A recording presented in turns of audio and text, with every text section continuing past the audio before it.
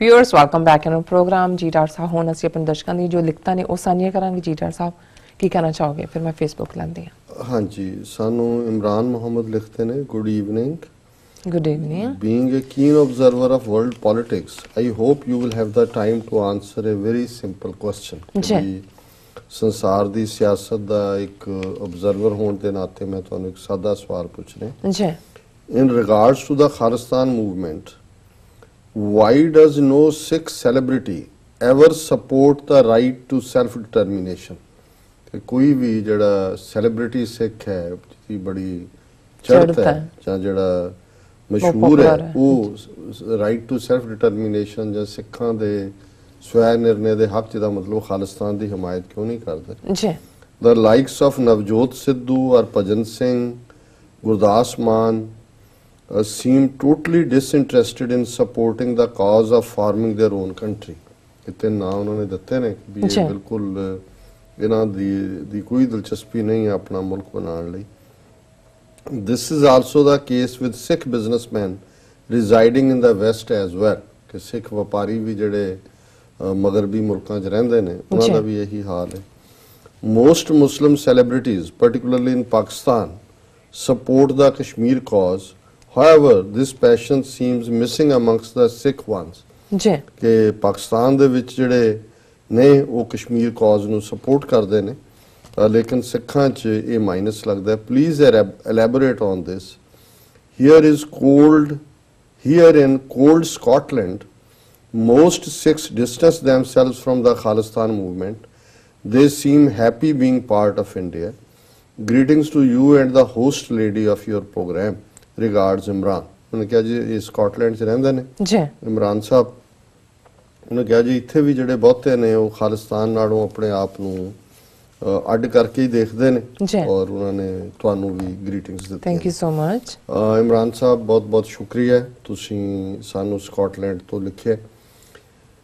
ਦੇਖੋ ਜ਼ਾਹਰ ਹੈ ਕਿ ਪਾਕਿਸਤਾਨ ਦੇ ਵਿੱਚ ਬੈਠੇ ਜਿਹੜੇ ਸਾਡੇ ਕਸ਼ਮੀਰੀ ਭਰਾ ਭੈਣਾਂ ਨੇ ਜਾਂ ਪਾਕਿਸਤਾਨੀ ਵਪਾਰੀ ਨੇ ਜਾਂ ਇੰਗਲੈਂਡ ਦੇ ਵਿੱਚ ਲਾਰਡ ਅਹਿਮਦ ਨਜ਼ੀਰ ਵਰਗੇ ਨੇ, ਤੁਹਾਡਾ ਆਪਣਾ ਮੁਲਕ ਹੈ ਔਰ ਉੱਥੇ ਸਪੋਰਟ ਕਰਨ ਦੇ ਨਾਲ ਜਾਂ ਬਾਹਰ ਵੀ ਜਿਹੜੇ ਹਮਾਇਤ ਕਰਦੇ ਨੇ ਉਹਨਾਂ ਦਾ ਭਾਰਤ ਨਾਲ ਕੋਈ ਇੰਟਰਸਟ ਨਹੀਂ ਜੁੜਿਆ ਹੋਇਆ, ਕੋਈ ਵਪਾਰਕ ਇੰਟਰਸਟ ਨਹੀਂ ਹੈ, ਕੋਈ ਅਦਰਵਾਈਜ਼ ਨਹੀਂ ਹੈ, ਇੱਕ ਆਪਣਾ ਮੁਲਕ ਹੈ ਜੀ। ਜਿਹੜੇ ਭਾਰਤ ਦੇ ਵਿੱਚ ਸੈਲੀਬ੍ਰਿਟੀ ਨੇ, ਪਹਿਲਾਂ ਤਾਂ ਜਿਨ੍ਹਾਂ ਤੁਸੀਂ ਤਿੰਨਾਂ ਦੇ ਨਾਂ ਲਏ ਨੇ ਉਹ ਖੇਡਦੇ ਹੀ ਭਾਰਤ ਲਈ ਨੇ, ਉਹਨਾਂ ਦੇ ਝੰਡੇ ਲਈ। ਬਿਲਕੁਲ। ਸੋ ਜ਼ਾਹਰ ਹੈ ਕਿ ਵੀ ਉੱਥੇ ਰਹਿੰਦੇ ਆ ਕਿਸੇ ਦਾ ਵੀ ਬੇਸ਼ੱਕ ਜਦੋਂ ਕੋਈ ਅੰਦਰ ਵੜ ਕੇ ਸੋਚਦਾ ਹੈ ਦੇਖਦਾ ਹੈ, ਇਹ ਨਹੀਂ ਹੈ ਜਦੋਂ ਤੁਸੀਂ ਕਦੇ ਮੇਰਾ ਜਿੰਨਿਆਂ ਕੁ ਨਾਲ ਥੋੜਾ ਬਹੁਤ ਕਦੇ ਸੰਪਰਕ ਹੋਇਆ, ਅੰਦਰ ਵੜ ਕੇ ਉਹ ਐਡਮਿਟ ਕਰਦੇ ਨੇ ਕਿ ਜੀ ਸਾਡੇ ਨਾਲ ਧੱਕਾ ਹੁੰਦਾ ਹੈ, ਸਾਡੇ ਨਾਲ ਵਖਰੇਵਾਂ ਹੁੰਦਾ। ਔਰ ਈਵਨ ਮੈਨੂੰ ਇੱਕ ਸੱਜਣ ਭਾਵੇਂ ਬਾਅਦ ਚੋਂ 10 ਸਾਲ ਪ੍ਰਧਾਨ ਮੰਤਰੀ ਰਿਹਾ ਮਨਮੋਹਨ ਸਿੰਘ ਨਕੰਮਾ, ਇਹ ਅਸਾਮ ਦੇ ਵਿੱਚ ਵੀ ਰਿਹਾ ਕਿਸੇ ਵੇਲੇ ਰਿਜ਼ਰਵ ਬੈਂਕ ਦਾ ਜਦੋਂ ਇਹ ਚੇਅਰਪਰਸਨ ਸੀ ਔਰ ਉਸ ਤੋਂ ਪਹਿਲਾਂ ਆਪਣੇ ਕਾਡਰ ਦੇ ਵੇਲੇ ਵੀ। ਔਰ ਇੱਕ ਪ੍ਰੋਮੀਨੈਂਟ IAS ਅਫਸਰ ਜਿਨ੍ਹਾਂ ਨੇ ਜੂਨ 84 ਦੇ ਘੱਲੂਘਾਰੇ ਵੇਲੇ ਪ੍ਰੋਟੈਸਟ ਦੇ ਵਿੱਚ ਛੁੱਟੀ ਮੰਗੀ ਸੀ ਕਿ ਦਰਬਾਰ ਸਾਹਿਬ ਦੀ ਕਾਰ ਸੇਵਾ ਕਰਨੀ ਹੈ, ਉਹ ਵੀ ਉਦੋਂ ਅਸਾਮ ਦੇ ਵਿੱਚ ਅਪਾਇੰਟਡ ਸੀ।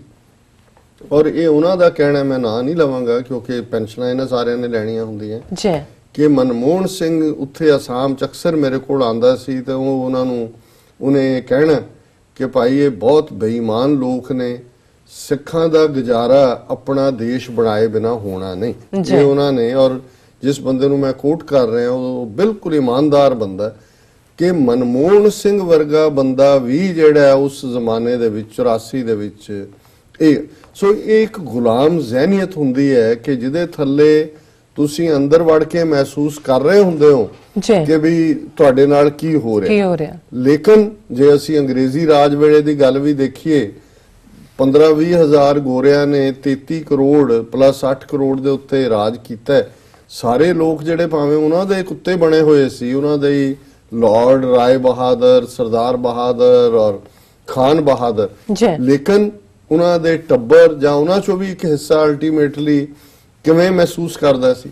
ਸੋ ਮੈਂ ਸਮਝਦਾ ਹਾਂ ਵੀ ਜਿਹੜੀ ਸਿੱਖਾਂ ਦੀ ਉੱਥੇ ਜਿਹੜੇ ਵੀ ਕੋਈ ਜਿਹੜੇ ਤਾਂ ਨੌਕਰੀ ਸੈਲੀਬ੍ਰਿਟੀ ਤਾਂ ਵੈਸੇ ਹੀ ਉਸ ਲੈਵਲ ਤੇ ਨੇ। ਔਰ ਹਾਲ ਕੀ ਹੁੰਦਾ, ਜਿਵੇਂ ਨਵਜੋਤ ਸਿੱਧੂ ਦਾ ਜ਼ਿਕਰ ਕੀਤਾ, ਹਾਲਾਂਕਿ ਉਹ ਪਰਫੈਕਟ ਸ਼ੋ ਬॉय ਹੈ ਹਿੰਦੂ ਤਵੀਆਂ ਦਾ ਜੀ, ਔਰ ਕਰਤਾਰਪੁਰ ਲਾਂਘਾ ਕੋਈ ਖਾਲਿਸਤਾਨ ਦਾ ਮੁੱਦਾ ਨਹੀਂ ਸੀ, ਮਜ਼ਹਬੀ ਮੁੱਦਾ ਸੀ।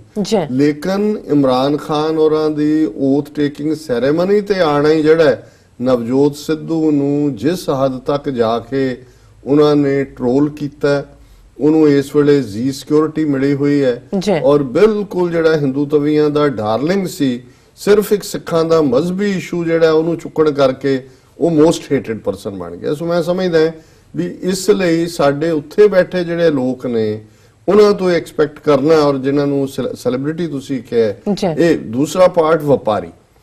ਜ਼ਾਹਰ ਹੈ ਕਿ ਜਿਹੜਾ ਬਿਜ਼ਨਸਮੈਨ ਹੈ ਕਿਸੇ ਵੀ ਪਾਸੇ ਕਿਸੇ ਵੀ ਗਿਵਨ ਟਾਈਮ 'ਚ ਉਹ ਪ੍ਰੋ ਰੈਵੋਲੂਸ਼ਨ ਨਹੀਂ ਹੁੰਦੇ, ਪ੍ਰੋ ਚੇਂਜ ਨਹੀਂ ਹੁੰਦੇ, ਕਿਉਂਕਿ ਉਹਨਾਂ ਦਾ ਗੁਜ਼ਰ, ਉਹਨਾਂ ਦੀ ਸਰਵਾਈਵਲ ਐਸਟੈਬਲਿਸ਼ਮੈਂਟ ਦੇ ਨਾਲ ਰਲ ਕੇ ਹੁੰਦੀ ਹੈ। ਔਰ ਇਹ ਵੀ ਇਹੀ ਹਾਲ ਸਾਡੇ ਬਹੁਤੇ ਵਪਾਰੀਆਂ ਦਾ, ਇਸ ਕਿਸਮ ਦੇ ਵੀ ਨੇ ਜਿਹੜੇ ਮਦਦ ਵੀ ਕਰਦੇ ਨੇ, ਕਰਨਾ ਵੀ ਚਾਹੁੰਦੇ ਨੇ, ਪਰ ਕਹਿਣਗੇ ਜੀ ਸਾਡਾ ਨਾਂ ਨਹੀਂ ਆਣਾ ਚਾਹੀਦਾ, ਅਸੀਂ ਕੈਸ਼ ਕਰ ਦਿਆਂਗੇ। ਅਸੀਂ ਜਦੋਂ ਸ਼ਹੀਦ ਪਰਿਵਾਰਾਂ ਦੀ ਦੂਜਿਆਂ ਤੀਜਿਆਂ ਦੀ ਮਦਦ ਦੀ ਵੀ ਗੱਲ ਹੁੰਦੀ ਸੀ, ਸੋ ਇਹਦੇ 'ਚ ਕੋਈ ਸ਼ੱਕ ਨਹੀਂ ਹੈ। ਔਰ ਬਾਕੀ ਜਿਵੇਂ ਤੁਸੀਂ ਸਕਾਟਲੈਂਡ ਦਾ ਜਾਂ ਦੂਸਰਾ ਜ਼ਿਕਰ ਕੀਤਾ, ਦੇਖੋ ਡਾਇਸਪੋਰਾ 5 ਮਿਲੀਅਨ ਸਿੱਖ ਨੇ ਦੁਨੀਆ 'ਚ, ਬਹੁਤ ਛੋਟਾ ਨੰਬਰ ਹੈ, 5% ਤੋਂ ਵੀ ਘੱਟ ਹੋਏਗਾ ਜਿੱਥੇ ਗੁਰਦੁਆਰਿਆਂ ਦੇ ਵਿੱਚ ਭਾਰਤੀ ਕੌਂਸੂਲੇਟ ਜਾਂ ਐਂਬੈਸਡਰ ਵੈਲਕਮ ਨੇ। ਸਿੱਖਾਂ ਨੇ ਫੈਸਲਾ ਕੀਤਾ ਵੀ ਇਹਨਾਂ ਨੂੰ ਨਹੀਂ ਵੜਨ ਦੇਣਾ, ਗੁਰਦੁਆਰਿਆਂ 'ਚ ਖਾਲਿਸਤਾਨ ਦੀ ਗੱਲ ਹੁੰਦੀ ਹੈ। ਬਾਕੀ ਇੰਡੀਵਿਜੂਅਲ ਕਈ ਵਾਰੀ ਜਦੋਂ ਤੁਸੀਂ ਗੁਲਾਮੀ ਨੂੰ ਭੋਗ ਰਹੇ ਹੁੰਦੇ ਹੋ, ਚਾਰ ਚਫੇਰੇ ਤੁਹਾਨੂੰ ਇਹ ਹੁੰਦਾ ਹੈ ਵੀ ਇੰਟੈਲੀਜੈਂਸ ਏਜੰਸੀਆਂ ਭਾਰਤ ਦੀਆਂ ਉਹਨਾਂ ਦੇ ਏਜੰਟ ਵੀ ਨੇ, ਕਈ ਵਾਰ ਤੁਸੀਂ ਘਰਾਂ 'ਚ ਬਹਿ ਕੇ ਵੀ ਫੁੱਸ-ਫੁੱਸ ਕਰ ਰਹੇ ਹੁੰਦੇ ਹੋ, ਤੁਹਾਨੂੰ ਪਤਾ ਨਹੀਂ ਹੁੰਦਾ ਵੀ ਕਿਨੇ ਕੀ ਜਿਹੜੀ ਹੈ ਗੱਲ ਤੁਹਾਡੇ ਖਿਲਾਫ ਕਿੱਥੇ ਜਾ ਕੇ ਭੁਗਤਾਣੀ ਹੈ। ਸੋ ਮੈਂ ਸਮਝਦਾ ਕਿ ਵੀ ਇਹਨੂੰ ਇਸ ਲੈਵਲ ਤੇ ਹੀ ਦੇਖਿਆ ਜਾਣਾ ਚਾਹੀਦਾ। ਔਰ ਤੁਹਾਡਾ ਬਹੁਤ ਬਹੁਤ ਸ਼ੁਕਰੀਆ, ਤੁਸੀਂ ਸਾਨੂੰ ਲਿਖੇ। ਔਰ ਇੱਕ ਦੋ ਮੈਂ ਕੁਇਕ, ਇੱਕ ਤਾਰਿਕ ਖਾਨ ਸਾਹਿਬ ਦਾ ਮੈਸੇਜ ਹੈ ਜਿਨ੍ਹਾਂ ਨੇ ਲਿਖਿਆ ਕਿ I am Major Tariq Khan. Dr. Sahab, explain this to your new generation. Chase these people. Always remember those people who have given sacrifices for your cause. Let them know you can never forget them.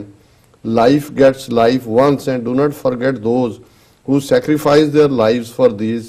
I am requesting you to convince your soldiers to try it again and again. ਵੀ ਖਾਲਿਸਤਾਨੀ ਯੋਧੇ ਜੂਝਣ, ਉਹ ਤਾਂ ਜੂਝਣਗੇ। ਔਰ ਤਾਰਿਕ ਸਾਹਿਬ ਬਹੁਤ ਸ਼ੁਕਰੀਆ, ਤੁਸੀਂ ਸਾਨੂੰ ਲਿਖਿਆ ਹੈ whoever has sacrificed his life for them, never forget the martyrs. I salute your efforts. Your mission is to help to succeed, and I pray to God that you succeed. You will succeed one day, and seeing this day in my life, I may go from this world. Khalistan Zindabad, Pakistan Zindabad, and Sikh nation Zindabad. बहुत शुक्रिया तारिक खान साहब, ਤੁਸੀਂ ਜਿਹੜਾ ਉਹ ਸਾਨੂੰ ਬੜਾ ਹੌਸਲਾ ਦਿੱਤਾ ਹੈ।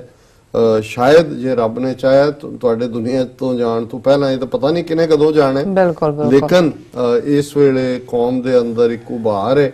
ਔਰ ਜਿਸ ਕਿਸਮ ਦਾ ਜ਼ੁਲਮੀ ਨਿਜ਼ਾਮ ਹਿੰਦੂ ਤਵੀਆਂ ਨੇ ਬਣਾਇਆ ਹੋਇਆ ਹੈ, ਜ਼ਾਹਰਾ ਤੌਰ ਦੇ ਉੱਤੇ ਜਿਹੜਾ ਇਹ ਕੌਮੀ ਆਜ਼ਾਦੀ ਸਾਡੇ ਦਰਾਂ ਤੇ ਦਸਤਕ ਦੇ ਰਹੀ ਹੈ। ਇਸੇ ਤਰ੍ਹਾਂ ਜੰਮੂ ਕਸ਼ਮੀਰ ਤੋਂ ਵੀ ਸਾਡੇ ਵੀਰਾਂ ਨੇ, ਜੀਤ, ਬਬਲੂ, ਅਮਰ, ਉਹਨਾਂ ਨੇ ਸਾਨੂੰ ਕਿਹਾ ਕਿ ਵੀ ਜੰਮੂ ਕਸ਼ਮੀਰ ਦੇ ਸਿੱਖਾਂ ਲਈ ਵੀ ਕੁਝ ਸੁਝਾਅ ਦਿਓ ਕਿ ਵੀ ਇੱਥੇ ਵੀ ਸਾਡੇ ਹਾਲਾਤ ਬਹੁਤੇ ਠੀਕ ਨਹੀਂ ਨੇ।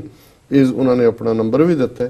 ਇਸ ਵਿਸ਼ੇ ਦੇ ਉੱਤੇ ਅਸੀਂ ਫੇਰ ਕਿਸੇ ਵੇਲੇ ਗੱਲਬਾਤ ਕਰਾਂਗੇ।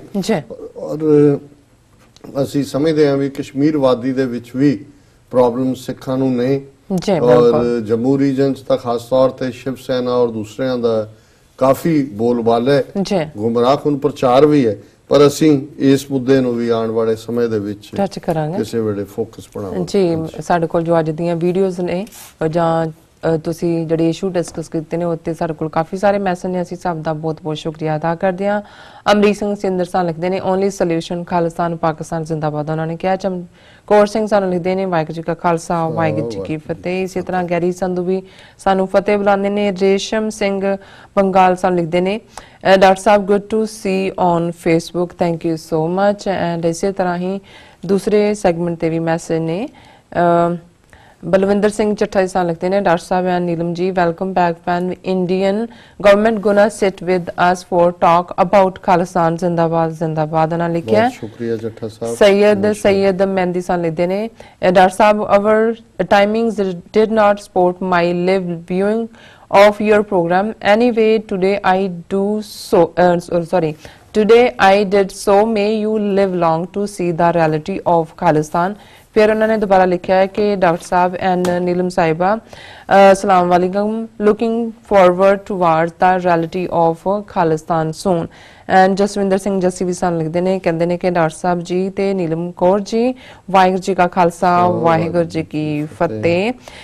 डॉक्टर साहब जी अज कल नील धारी संप्रदा दा काफी जिक्र हो रहा है सोशल मीडिया ते इसका पिछोकड़ की है इन्होंने तुहानू क्वेश्चन किया। देखो ये नामधारियां चों ही कड्डे हुए सैक्ट ने नामधारियां चों एक जिहड़ा बाबा हरनाम सिंह किलेवाड़ा जिन्हों कहंदे ने नौशहरा मझा सिंह जाके बिठाया सी जी बटाले दे नेड़े उन्हां चों ही ये निकले ने सारे फ्रॉडीए किस्म दे और एजेंसियां दे खड़े कीते हुए एजेंट ने चिट्टा पा लैण तां चिट कपड़ीए सियोंक हो गए नीला जिहड़ा कमर कस्सा कर लैंदे ने जां नीली पग ते नीलधारीए हो गए है सारे फ्रॉड ने। जी इमरान हैदर साहब लगते हैं डॉक्टर साहब आपकी बातें इतनी इंफॉर्मेटिव होती हैं कि मैं आपका रेगुलर लिसनर हो चुका हूँ। Stay blessed both of you Imran campaign लिखा है ठीक है थैंक यू सो मच।